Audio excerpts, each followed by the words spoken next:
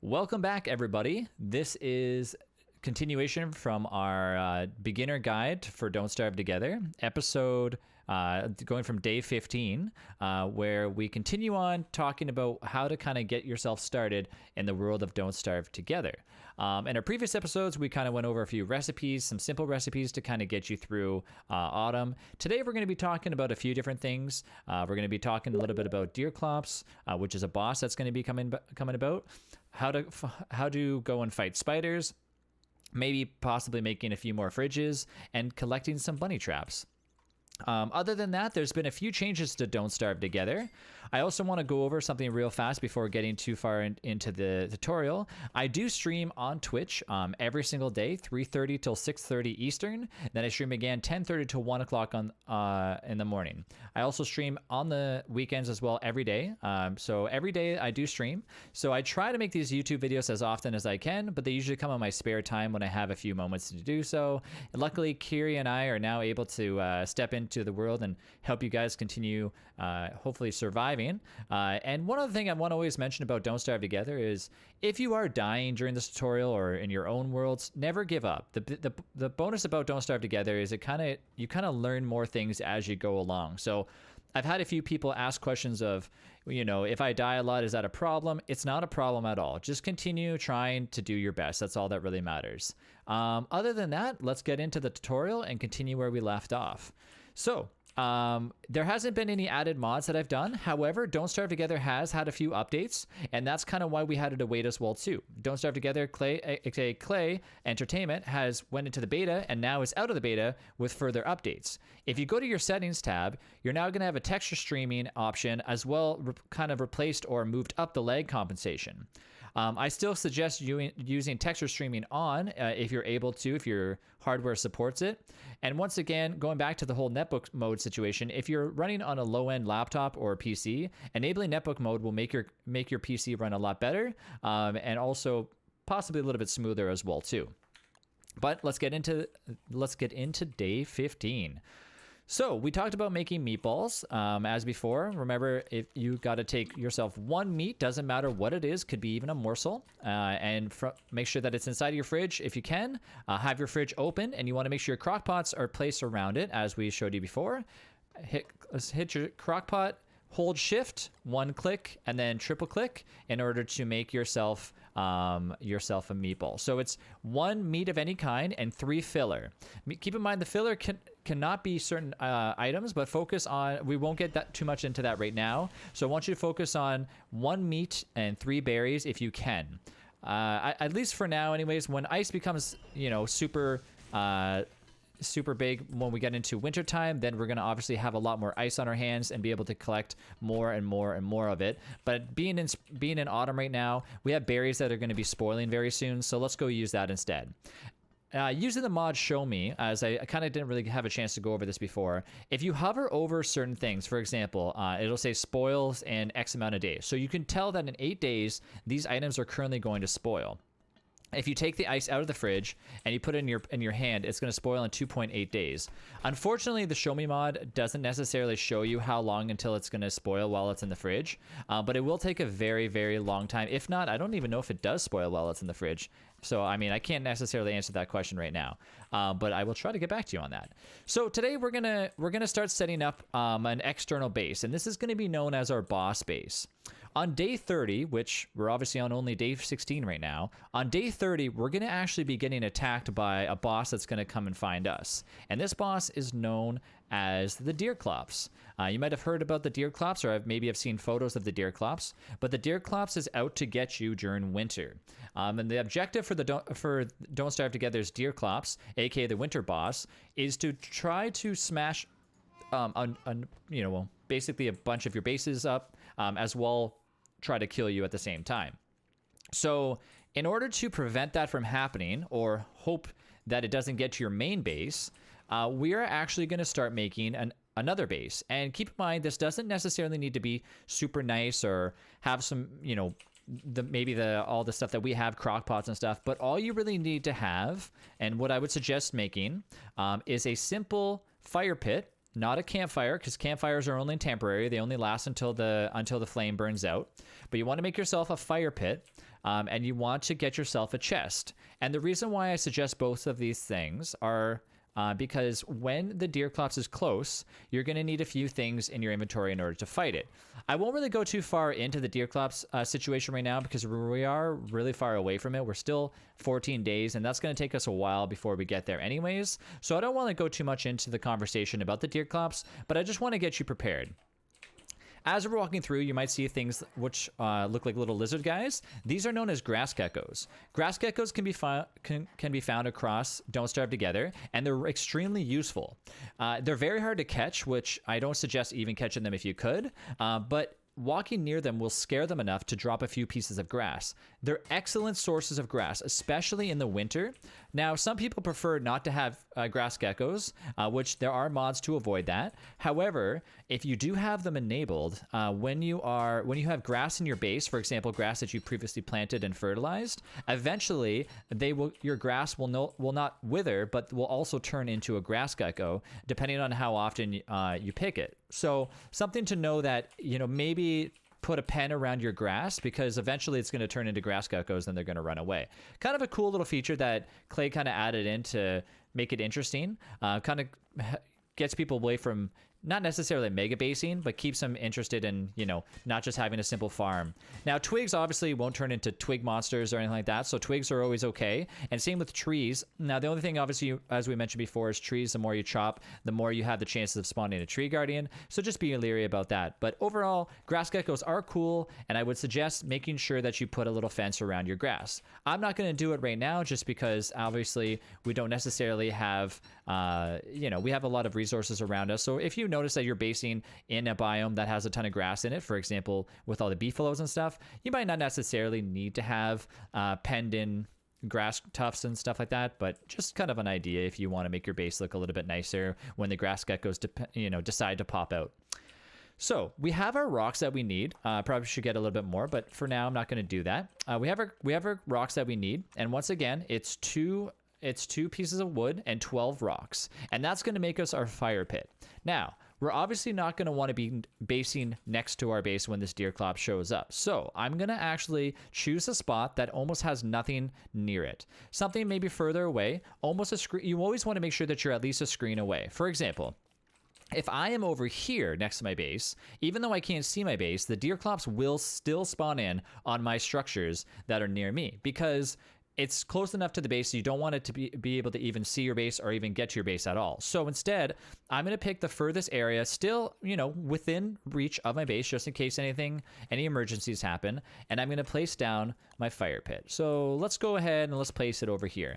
Now, you could obviously place this as further away as you want, but just in case, obviously, if I have to run back home, get some armor for any reason, we're going to want to make sure that we have resources available to us if so.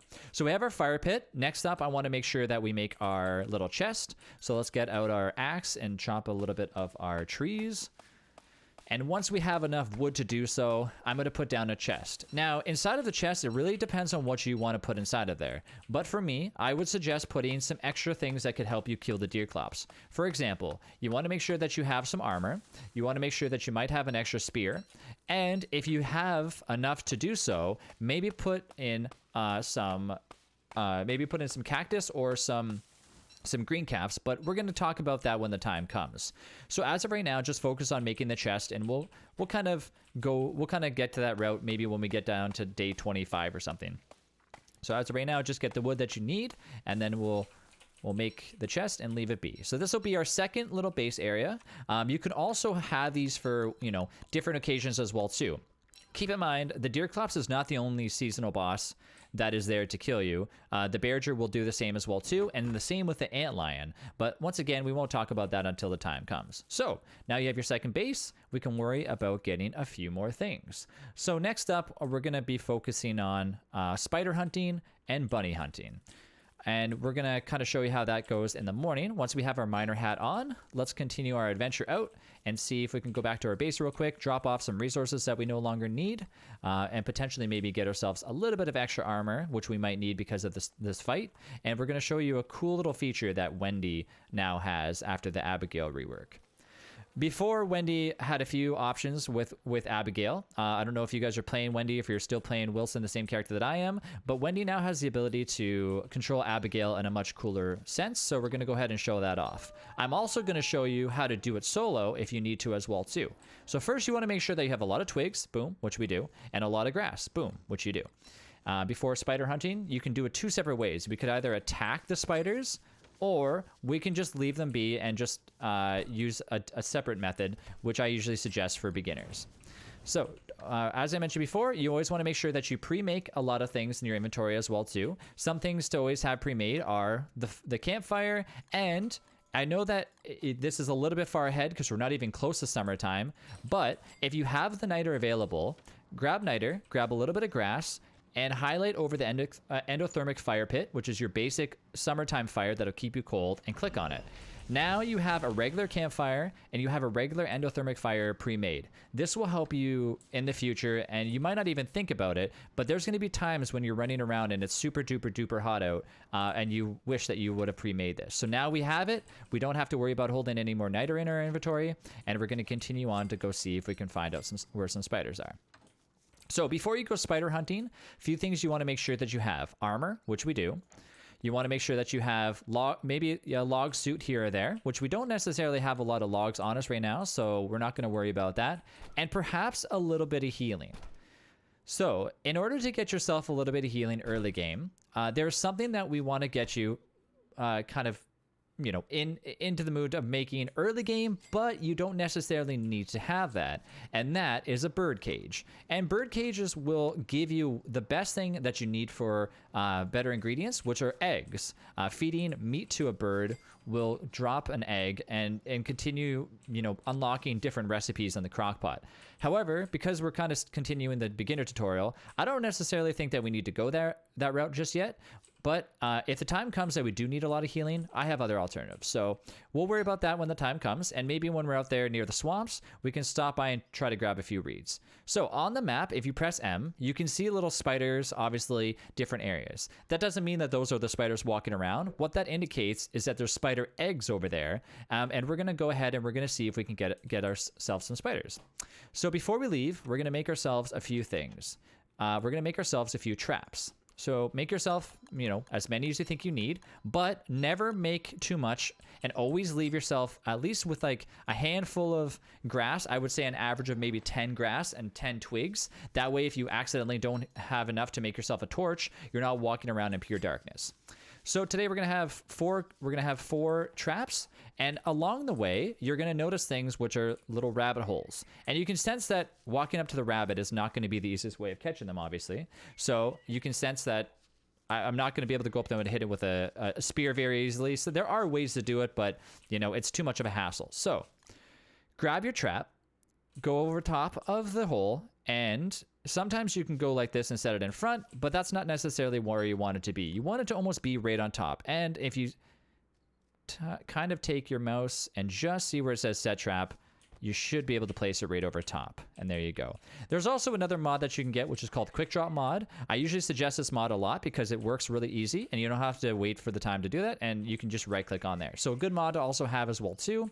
However, if you don't use the mod, once again, you hold the trap, wait for the indication to say set trap to show up. Might take you a few seconds, and there you go. And now it's over top. Might not look like it, but it is. I'm going to obviously replace it a little bit better. So this is not, where you're going to be hunting for spiders, but this is a good enough resource to get you a little bit of meat and a few morsels if and when the bunnies run back home. And sometimes they're going to get into the house easy, and sometimes they're just going to get caught by the trap. But we'll leave those there because even when you're not near them, bunnies will still spawn and run out of there, and you'll have enough time. You'll have enough time to walk back home, and perhaps you might catch a bunny or two. So let those traps do the work by themselves, because they will. And now that it's dusk, it's time to hunt some spiders. Before you hunt spiders, be extremely careful. Approaching spider nests, there's tier 1, which exactly what it looks like. Almost imagine it like an ice cream cone. 1 ice cream cone means you're okay. 2 ice cream cones means to be careful. And 3 ice cream cones means that it's potentially can turn into a boss.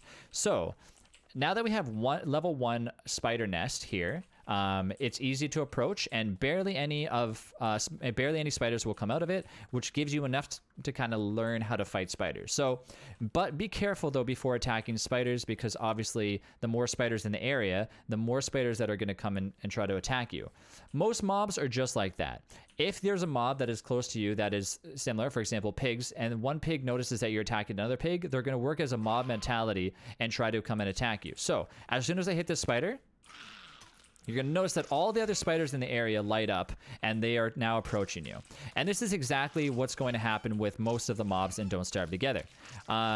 And I mean, individual mobs I can further explain when we get down the road, but you know, that will be kind of in the future. So once again, when you have a tier 1 nest, you're going to generally get 3 spiders that are inside of it. And you can do just as I did, where you can have your armor on, the spiders are attacking you, and all you have to do is just attack, which is obviously using F or Control F to attack the mobs. Those are the three spiders that are in the tier 1.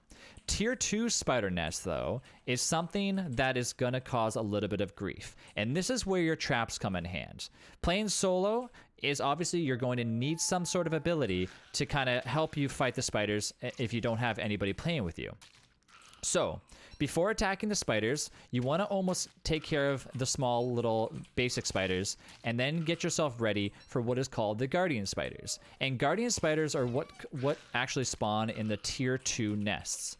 So approaching the tier 2 nests, as closer as we get, you can notice that generally they will pop out when you're attacking a spider, but guardian spiders do something different that regular spiders don't, and that is jump towards you.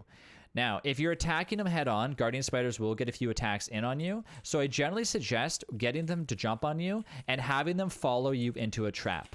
And we'll show you again how that works. Let's show again with a regular spider. In case you don't want to attack them, you have a nest on the ground, you go near the spider, close enough where the spider's gonna yell and hiss at you. And now we got the spider hissing at us. You can hold your torch in your hand if you don't want to have your miner hat on.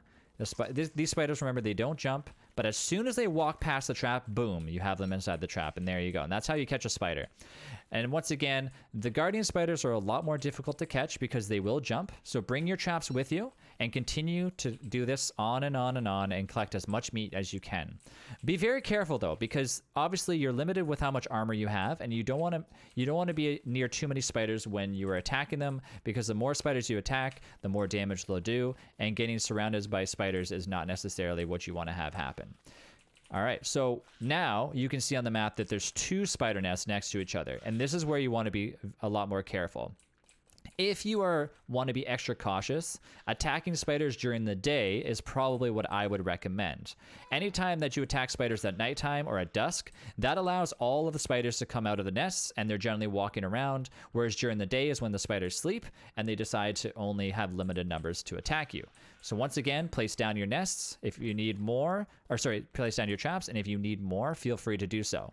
One mistake that people tend to do with traps, placing 2 traps next to each other, one spider will trigger both traps. So please make sure that traps are separated between each other, and know how many uses you have left in your trap. And that's where the Show Me mod comes in very handy. The Show Me mod will tell you, hey, you have 6 uses of this trap left, just be careful. That means 6 more spiders can be caught, and you just got to make sure that, you know, you're limited with what you use. Sometimes you can get extra lucky and you don't even need to attack them at all. This can also act like a spider or like a bunny trap, placing plenty of traps around this nest, walking away, coming back in a few days, and watching as you're able to just pick a trap and get yourself some monster meat. So once again, we're going to go in here and I'm going to show you what happens. Attacking the spiders on top of the silk will trigger all of the spiders that is in the level 2 nest, and this is where things get a little bit more tricky. You now can see the guardian spiders that are out trying to attack us, but running on the webs is causing us to walk even slower. And the more times that they jump at you, you can definitely dodge them by walking almost in the opposite direction of where you see them coming from. We're going to show you a special cool ability when I talk about Abigail or Wendy.